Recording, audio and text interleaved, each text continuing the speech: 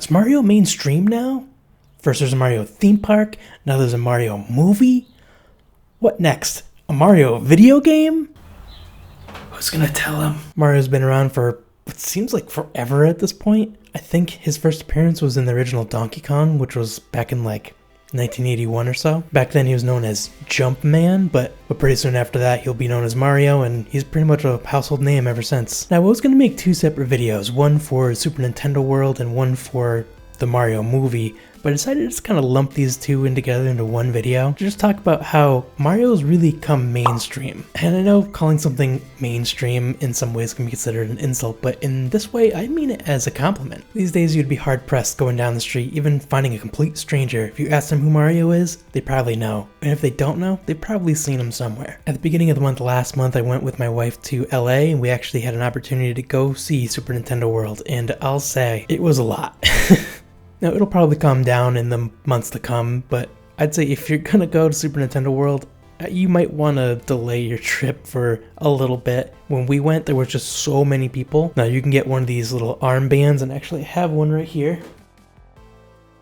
I have the Luigi one, and if you put this on your arm and you hit one of the bricks, it will actually make a coin sound. And now that coin sound is happening throughout that part of the park, constantly over and over again from every angle. So if you're the kind of person that gets bothered by repeated noises, this might not be the place for you to check out. All that being said though, it was a lot of fun, and they did have a lot of cool gifts in the gift shop that you could pick up.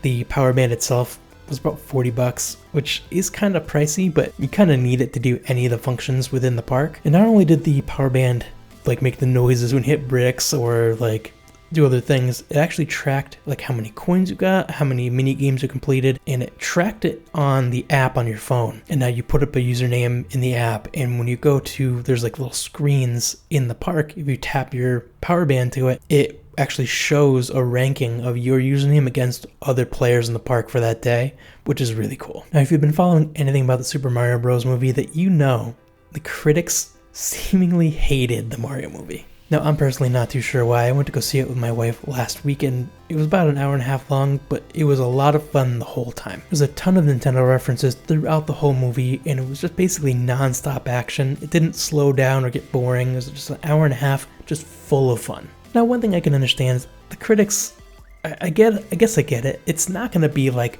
movie of the year. They were rating it as if they were putting it up against movies that are going to be winning lots of Oscars or something like that, but you know, will it win an actual award for anything? Probably not, but is it worth going to see? I definitely think so. I had a lot of fun watching it, and I highly recommend it. Now let's circle back to that question. Is Mario mainstream now?